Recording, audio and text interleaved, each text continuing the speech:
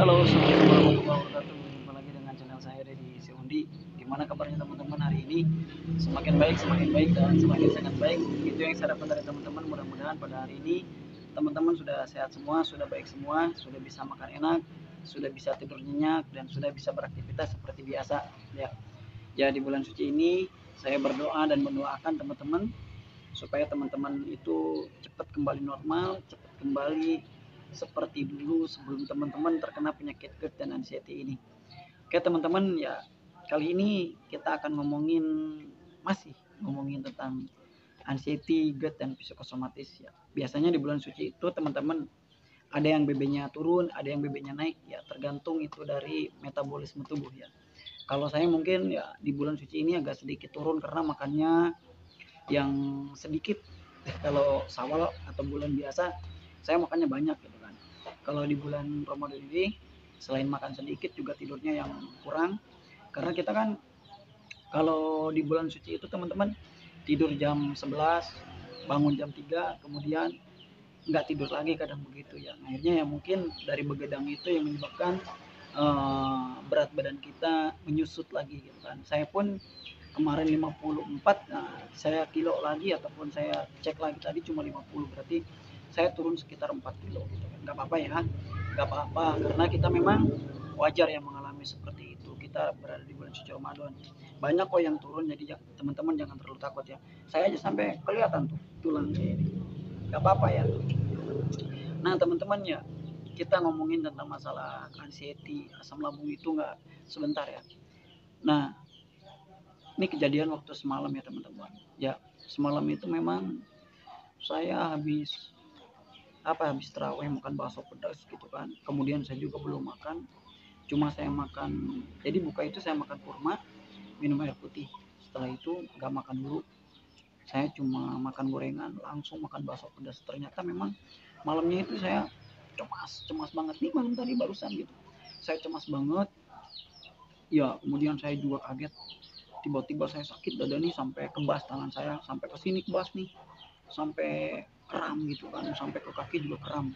Nah saya nggak berobat ke dokter ya, nggak berobat ke dokter, saya bawa aktivitas paginya, saya berjemur, dan alhamdulillah sekarang sudah nggak kerasa lagi, cuma semalam saja. Nah ini bukti teman-teman, bukti bahwa memang makanan itu ya sedikit berpengaruh terhadap kita. Kalau misalkan kita tidak tidak, maksudnya tidak dijaga, apalagi sampai berlebih. Kalau kemarin malam itu saya berlebih banget gitu, makan cabenya, makan sausnya terlalu banyak oleh saya. Nah teman-teman ya, kenapa sih kita bisa terjadi terjadi sensasi, terjadi banyak hal yang dirasakan oleh tubuh kita? Nah pertama begini teman-teman, bahwa memang kita itu pertama merasakan sensasi di dalam tubuh kita.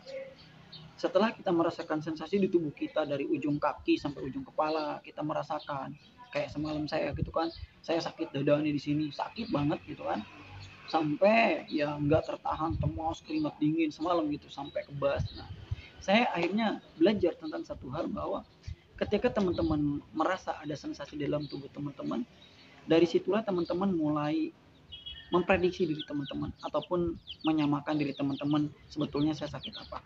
Sebetulnya saya pun sama teman-teman ya langsung memprediksi, wah saya jangan penyakit jantung gitu. Nah itu, jadi ketika kita ada sensasi dalam tubuh kita, kita langsung memprediksi diri kita gitu kan ya, ataupun ya menebak diri kita akan terjadi seperti apa gitu.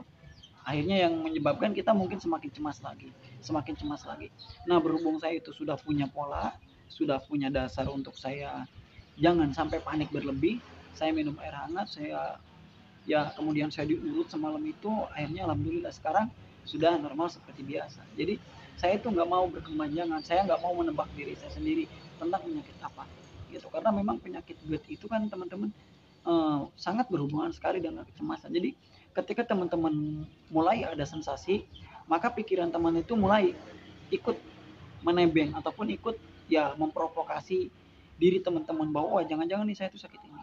Ketika dada terasa panas saja langsung ya jangan-jangan saya penyakit jantung gitu kan. Nah seperti itu. Jadi teman-teman ya, ketika teman-teman mengalami sekarang masih penurunan berat badan ataupun masih ada sensasi, ya wajar lah gitu kan. Saya pun ya sama, di bulan suci ini ya turun berat badan, karena ya sekali lagi saya katakan istirahat yang kurang gitu kan. Kita harusnya tidur itu kan jam 8 jam yang bagus, yang stabil, ternyata kita tidak gitu kan. Ternyata kita mungkin hanya 3 jam, hanya 4 jam yang menyebabkan ya mungkin kita kurang istirahat itu. Kemudian ya makanan juga kurang, biasa kita minumnya banyak gitu kan. Ya setelah itu biasanya ya berat badan pun ya saya pun turun gitu kan, bahkan ya sampai 4 kilo turunnya, bahkan ya sampai ringan badan saya juga.